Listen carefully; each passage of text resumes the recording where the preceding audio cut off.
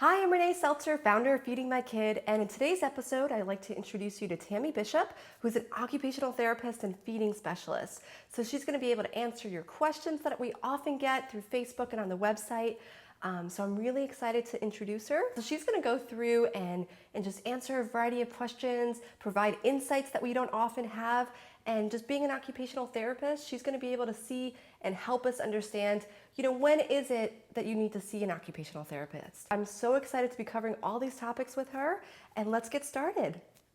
So what do you do when you run into a parent that's very authoritative and really demands the child to eat? How do you help through that situation? Because you're most interested in the child's benefit through Sure. And I'm smiling a little bit because I came from a family where we were forced to eat. And so starting out as an occupational therapist in my mid-20s, anytime we had feeding therapy, anytime we were working with children who had feeding issues, we always used what we grew up with, which is, if you want this toy, you need to take a bite, or you're not getting up until you take a bite. Or, and I hate to mention this, but I've actually forced fed children, and it's not a pleasant experience. And maybe some of you parents have also been through that experience, and it's not pleasant. It's not pleasant for the child. It's not pleasant for you.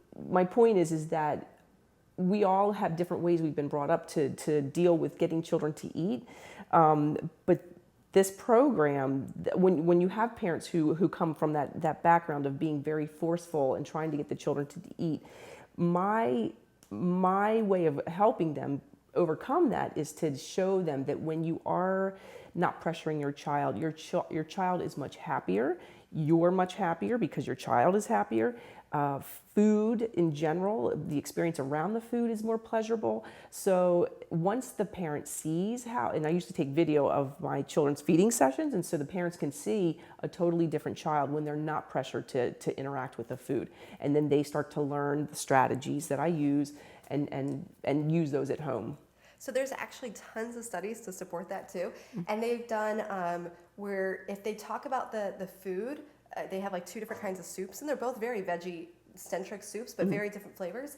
And when they pressure the kids to eat one soup, they ended up talking more favorably about the other soup. So, and then they flipped it because you thought, well, maybe they like cauliflower soup better. Well, they flip it and they notice the exact same thing. So anytime you encourage the child, like, no, this is good, you should eat it, you should try it, they actually found every single time the kids pushed back on the food. So any form of pressure in any way, and even putting pressure of rewards, like you'll get dessert, is a form of pressure. So kids actually will end up eating less, or you're training your next set of lawyers as they negotiate, I will eat 2 green beans for 2 cupcakes. Yes.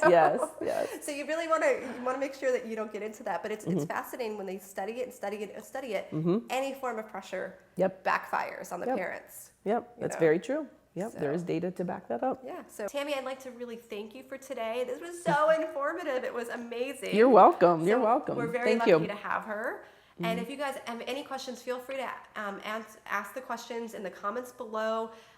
So we'll shoot them back to Tammy and see if she has any additional advice for you. She has amazing articles on feedingmykid.com, so make sure you check that out. We have tons of articles and ideas on Pinterest, and we share them on Twitter and Facebook, so be sure to follow all of that. And we look forward to our next series. Thank you. Thank you. I look forward to hearing from you. All right. Have a good one. And if you're in the Orlando area and you need an occupational therapist, Tammy is your gal. No, thank you. Thanks, Renee. All right. Thanks, everyone.